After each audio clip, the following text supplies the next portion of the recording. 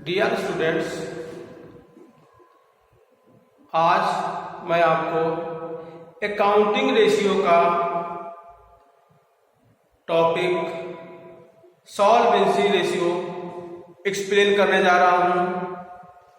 Solvency ratio में आपके चार टाइप्स हैं। पहला आपका है डेब्ट इक्विटी रेशियो, दूसरा टोटल असेट टू डेब्ट रेशियो, तीसरा आपका है प्रोप्राइटरी रेशियो और फोर्थ आपका है इंटरेस्ट कवरेज रेशियो।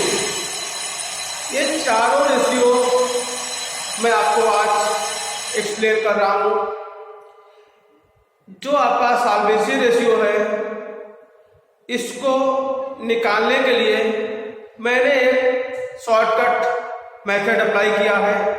यानी आपको एक बैलेंस शीट की शॉर्ट टेबल आपको एक्सप्लेन करूंगा और उस टेबल के बिहाफ पर आप आसानी से सारे रेशियो फाइंड कर सकते हैं। ठीक, वो टेबल आपको मैं एक्सप्लेन कर रहा हूं। आपको पता है कि जो टेबल में आपको चैप्टर 1 में समझाए थे, उसमें क्या था, इक्विटी लायबिलिटीज।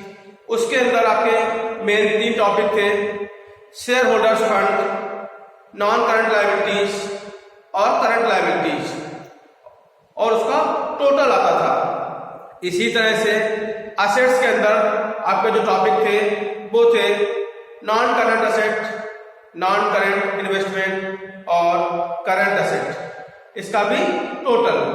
ठीक, तो इसी टेबल के बिहाफ पर आप सॉल्वेंसी रेशियो के क्वेश्चन बड़ी आसानी से सॉल्व कर लेंगे। मैं आपको एक्सप्लेन कर रहा हूं। जैसे मैंने लिखा है यहाँ पर share holders fund, non current liabilities, इसको हम नॉन करंट असेट भी कहते हैं और लॉन्ग टर्म बारोइंग भी कहते हैं। फिर आता है करंट लायबिलिटीज, इधर आता है इसका टोटल हो गया। इधर आता है non current assets, non current investment और करंट असेट, इसका टोटल आ गया। अब आप बहुत अच्छे समझिए इसको कि दोनों बैलेंस शीट के टोटल आपको बराबर होते हैं। आपको पहले से ही अच्छी जानकारी है कि बैलेंस शीट के दोनों टोटल इक्वल होते हैं। अब आप समझिए इसमें कि अगर हम नॉन करंट लायबिलिटीज और करंट लायबिलिटीज को हम ऐड कर लें तो इसको कहते हैं टोटल डेट्स। अब दूसरा बात करें अगर हम कि इधर हम बोलेगा तो नॉन करंट इन्वेस्टमेंट और करंट असेट को हम टोटल कहते हैं। एक यहाँ पर और चीज है कि शेयर होल्डर्स फंड और नॉन करंट लायबिलिटीज को अगर ऐड कर दें, इसको कहते हैं कैपिटल एम्प्लॉयड। ठीक, ये आपको बड़ी आसानी से समझ आएगा। ठीक, अब अगर आपको इसमें से कोई 2 चीजें पता है तो तीसरी आप आसानी से निकाल सकते हैं। जैसे हमको अगर शेयर होल्डर्स फंड पता है, नॉन करंट लायबिलिटी पता है और टोटल असेट पता है। ठीक, तो टोटल असेट में से इन दोनों को ऐड करके अगर माइनस कर देंगे तो आपका आ जाएगा करंट लायबिलिटीज। ठीक, अगर आपको टोटल असेट नहीं पता है, टोटल लायबिलिटी पता है, तब भी आप आसानी से इसको फाइंड कर सकते हैं। क्यों? क्योंकि total asset equal to total liabilities. आज लाइक दिस, अगर आपको इसमें से नॉन करंट असेट पता है, नॉन करंट इन्वेस्टमेंट पता है और टोटल असेट पता है या टोटल लायबिलिटी पता है, तो आपका इसमें से टोटल में से आप इन दोनों को ऐड करके हटाएंगे तो आ जाएगी करंट असेट। ये फार्मूला आप लिक्विडिटी रेशियो में यानी करंट असेट, करंट रेशियो और क्विक रेशियो में भी आप अप्लाई कर सकते हैं, क्योंकि उसमें आपको करना था current asset upon current liabilities, तो उसमें भी ये फार्मूला बड़ी आसानी से अप्लाई हो सकता है। ठीक, इसी आपकी टेबल के बिहाफ पर मैं आपको रेशियो समझा रहा हूं। क्वेश्चन आपका दिया है, इसमें है long term burrowing, long term provision, current liabilities, non current asset और करंट असेट। ये आपके कुछ आइटम्स दिए हैं और इस आइटम्स के बिहाफ पर आपको डेब्ट equity ratio, total asset to डेब्ट रेशियो, प्रोप्राइटरी फाइंड करना है। ठीक, अब टोटल डेब्ट इक्विटी रेशियो का जो फार्मूला है वो है डेब्ट अपॉन इक्विटी।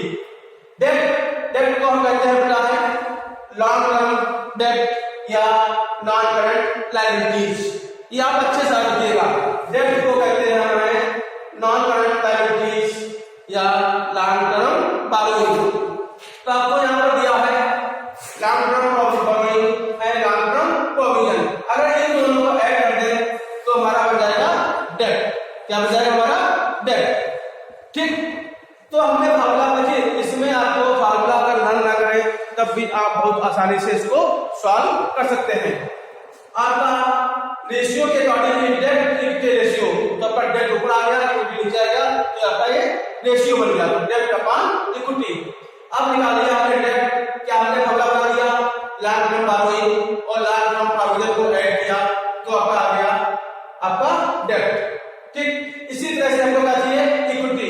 इक्विटी का जो दूसरा नाम होता है वो होता है शेयर होल्डर्स फंड।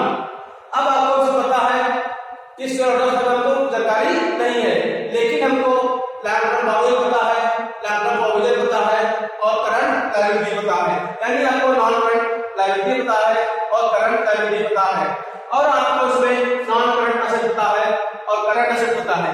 तो हम अगर दोनों एसेट जोड़ दें तो टोटल एसेट आएगी, और टोटल एसेट से अगर हम आपका non current liabilities current liability हटा दें तो आपका जाएगा शेयर होल्डर्स फंड। तो ये आपका फार्मूला तैयार हो गया।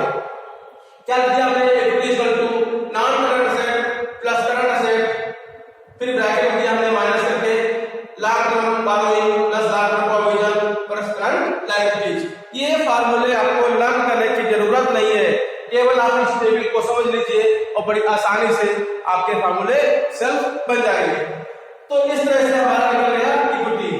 अब हमने इस फार्मूले में इसको पुट कर दिया डेब्ट अपॉन इक्विटी, तो रेशियो आ गया 3:1। इस तरह से हमारा डेब्ट अपॉन इक्विटी यानी डेब्ट इक्विटी रेशियो तैयार हो गया। अब आपको बता रहा हूं टोटल एसेट टू डेब्ट रेशियो। फार्मूला होता है टोटल एसेट अपॉन डेब्ट। फार्मूले से ही अपना इसके नाम से ही इसका फार्मूला बन जा रहा है। टोटल एसेट ऊपर आ गया और डेब्ट आपके नीचे आ गया।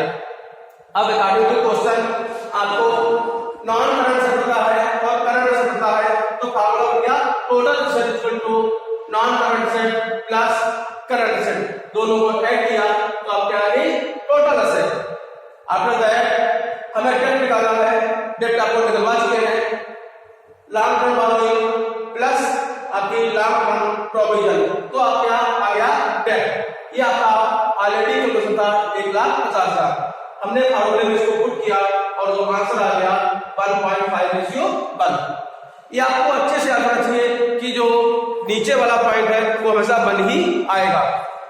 फिर निकाला हमने प्रोप्राइटरी रेशियो, उसका फार्मूला होता है shareholders fund upon total asset.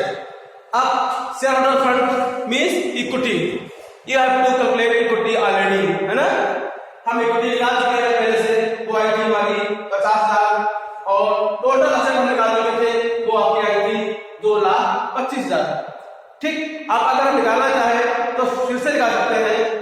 तो अगला हो गया share holder fund upon total asset, इसको हमने पुट किया और आंसर आ गया 0.22:1। अब इसी तरह से जो अगला आपका है इसी का topic interest coverage ratio.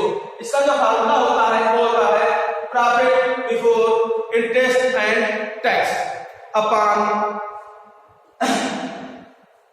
Fixed interest charges.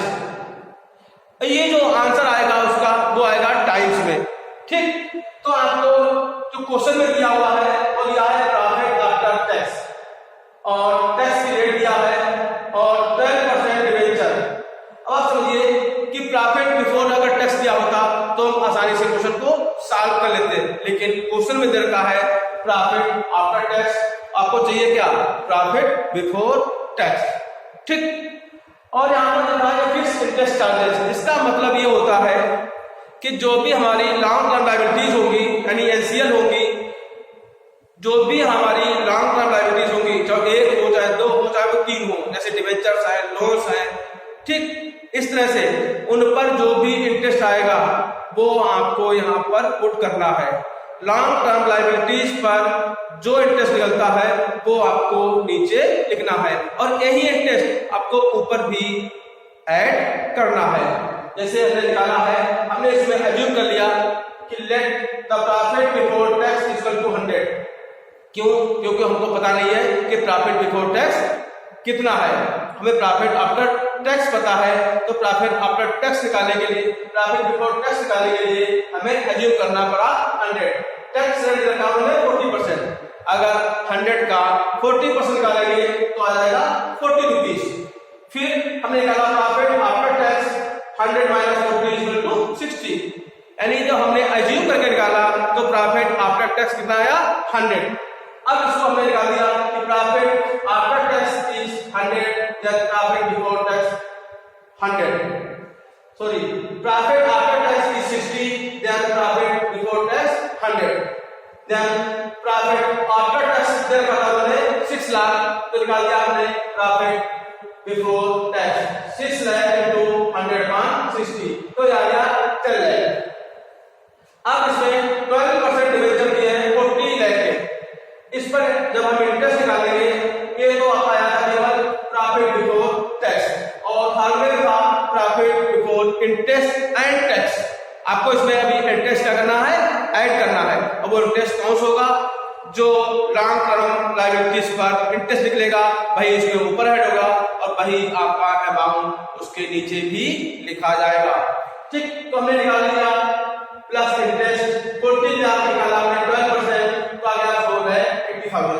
तो ये जो आया 4,80,000 ये आ गया हमारा profit before interest and tax. ठीक, अब इसके आपको मालूम है, फार्मूले में पुट कर देंगे।